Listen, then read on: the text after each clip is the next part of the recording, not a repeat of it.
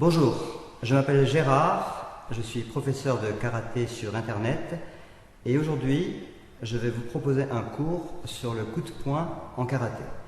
Le coup de poing est une attaque dans le karaté et notamment dans la technique de base qu'on appliquera ensuite dans les combats. Il existe des attaques, des défenses, des contre-attaques.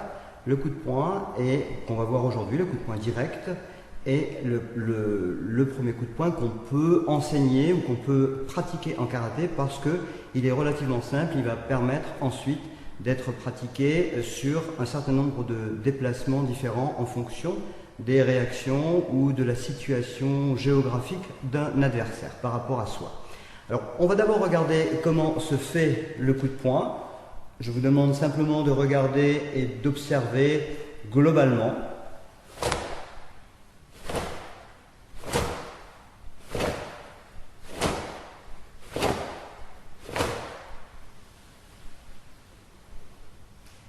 Qu'est-ce qu'on peut remarquer dans ce coup de poing? D'abord qu'il est très simple, puisqu'il se fait sans déplacement, comme je l'ai dit tout à l'heure. Quelques petites particularités. Vous remarquez qu'au départ, mon poing est tourné paume de main vers le haut, et qu'à la fin, il est tourné paume de main vers le bas. Ce qui signifie qu'à un moment donné de mon mouvement, mon poing va vriller. En fait, il va vriller vers la fin du mouvement pour permettre une meilleure pénétration à l'impact.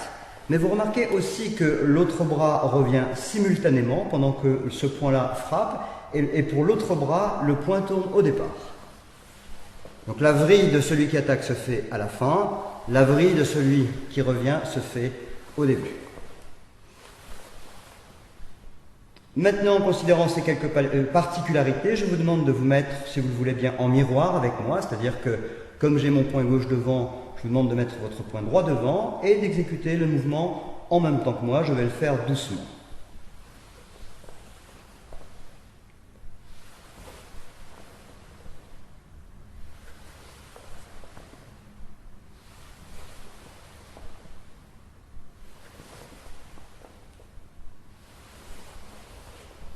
Nous allons maintenant adopter un système différent. Je vais faire le mouvement plus rapidement.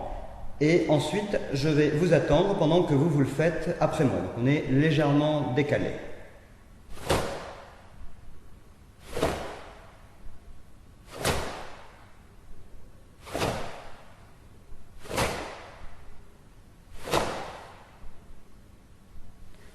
Donc, le temps que je vous laissais pour que vous puissiez faire votre mouvement correctement, vous permettez en même temps de constater sur l'image que vous aviez en face de vous si vous étiez en accord avec ma proposition sur un plan statique, on va dire. Je vais vous demander maintenant de faire une pause image et de répéter ce mouvement quelques fois pendant une dizaine de minutes et ensuite me retrouver pour aller un petit peu plus loin.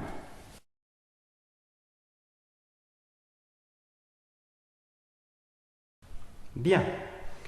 Avançons donc un petit peu. On donne un coup de poing, on va maintenant voir comment on doit fermer le poing pour que le mouvement soit efficace et pour ne pas se blesser si on avait un impact, si on touchait quelque chose avec ce coup de poing. Alors pour fermer un poing, il suffit de mettre sa main comme ceci, de fermer 4 doigts en même temps et de verrouiller le poing avec le pouce. Attention surtout à ne pas mettre le pouce à l'intérieur, parce que si on donnait un coup comme ceci, on pourrait se faire assez mal et ce n'est pas le but, bien sûr. Donc on le fait un petit peu ensemble. On ferme les 4 doigts, on ferme le pouce, on recommence, on le fait avec les 2 mains. 4 doigts, le pouce, et on peut se replacer comme ceci et faire une petite série maintenant avec les poings, bien sûr, peut-être mieux fermés.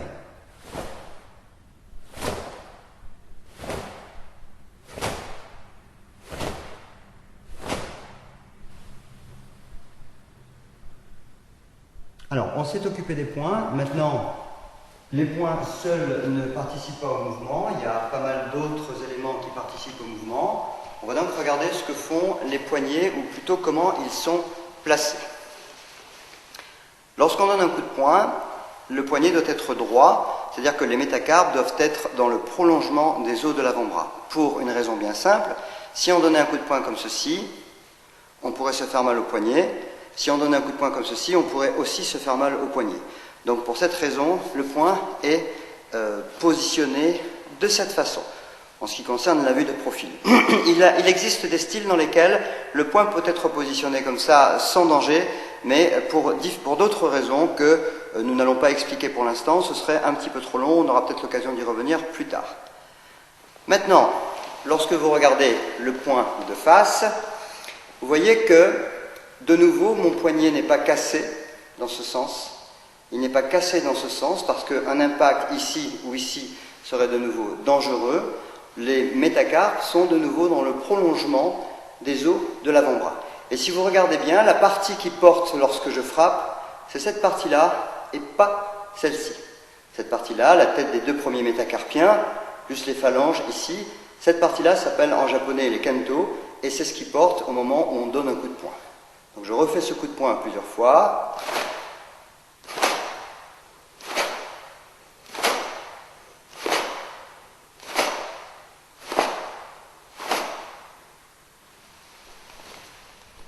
Bien. Alors maintenant, on a avancé sur un certain nombre des paramètres essentiels à la bonne tenue du poing, du poignet, au positionnement et au déplacement du bras dans le mouvement.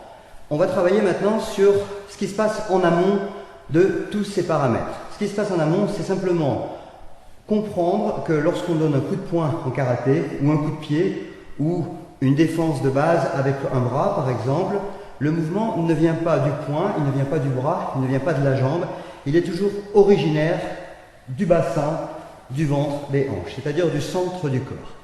Si vous regardez bien maintenant, pardon, ce mouvement, vous allez voir que ma hanche fait un travail particulier.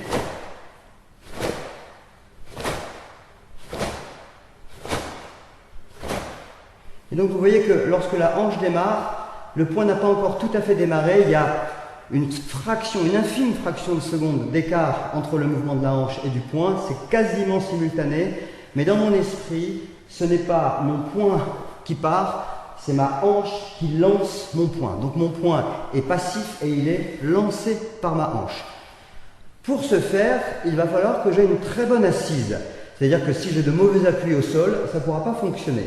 Donc, dans mon positionnement, au lieu d'avoir les jambes raides et être un petit peu raide moi-même, je vais m'asseoir dans mes pieds, je vais laisser mes genoux se déverrouiller, se plier très légèrement, et je constate à ce moment-là que le mouvement de mes hanches est facile et qu'il entraîne facilement le mouvement de mes épaules. Donc quand je vais refaire mon mouvement, voilà ce que ça va donner. Au lieu d'utiliser uniquement la force de mon bras ou de mon épaule, je vais utiliser toute la force de mon corps. Finalement, mon bras va faire beaucoup moins d'efforts et mon mouvement sera d'autant plus efficace.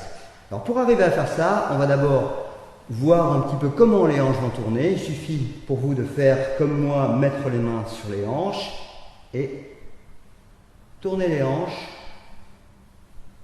sans plus de vitesse que celle-ci. Les épaules doivent être solidaires des hanches, c'est-à-dire que les épaules ne doivent pas tourner indépendamment des hanches, elles sont véhiculées par les hanches. Si je mets mes mains ici, vous voyez bien ce qui se passe. Maintenant, je vais mettre mon poing gauche sur ma hanche gauche, et vous faites la même chose avec votre poing droit. Donc vous voyez bien le système. Maintenant, on place les deux poings, on n'a pas besoin de faire l'exercice de l'autre côté, et ensemble, on lance le poing par le mouvement des hanches. Maintenant, je vais m'arrêter. Vous avez le poing droit devant, et de nouveau, on va se décaler. Chacun son tour, donc.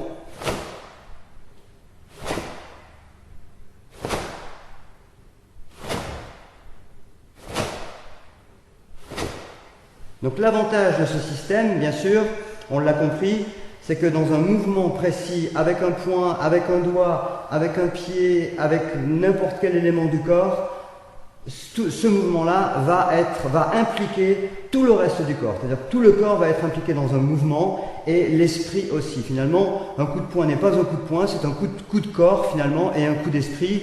Et on aura l'occasion de voir ça dans d'autres cours plus avancés, mais c'est un petit peu comme cela que ça fonctionne. C'est-à-dire que dans un mouvement précis comme un coup de poing, il y a un engagement de tout le corps et de tout l'esprit. Et ça, c'est extrêmement important dans le karaté. Alors encore une fois, je vais vous laisser quelques minutes pour continuer à travailler sur ce mouvement en impliquant le paramètre des hanches et du reste du corps, et je vous retrouve tout de suite après.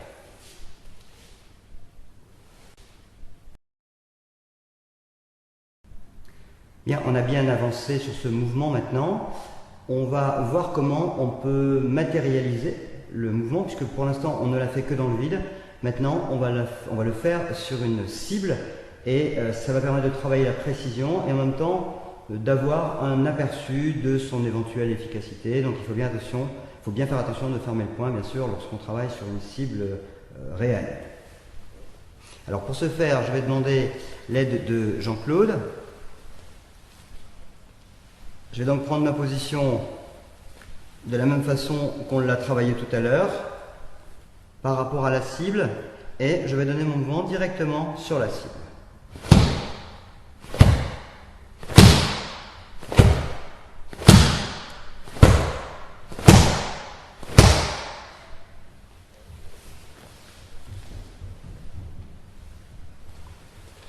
Donc vous voyez que dans un cas comme ça, si je ne tourne pas mes hanches correctement, je ne pourrai pas avoir grande efficacité. Je dois faire attention lorsque je fais ceci, de ne pas frapper trop fort tant que mes mains ne sont pas habituées à ce genre d'exercice, bien sûr.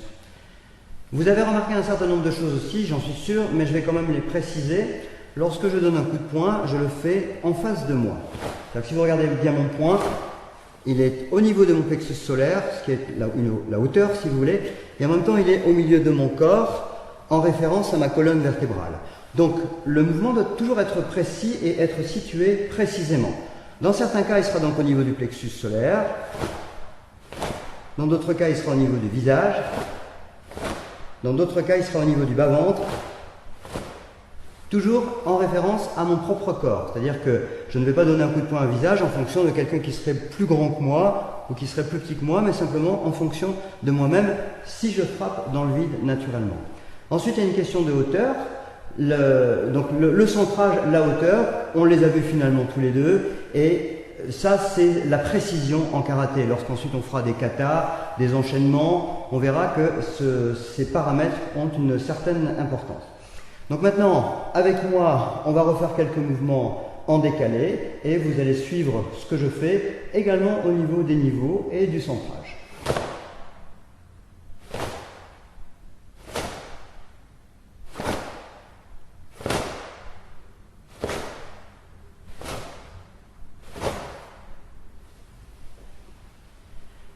Donc voilà pour ce coup de poing basique en karaté. Vous voyez que dans ce coup de poing, il n'y a pas de déplacement de base. On l'a fait sur place parce que ça simplifiait un petit peu les choses. Mais dans un cours prochain, on prendra une autre option. On utilisera ce coup de poing pour faire des déplacements, du type de celui-ci par exemple, ou du type de celui-ci, où l'efficacité du mouvement sera basée sur une recherche différente. Mais pour l'instant, on en reste là, et je vous remercie de votre attention en espérant vous revoir bientôt sur Internet.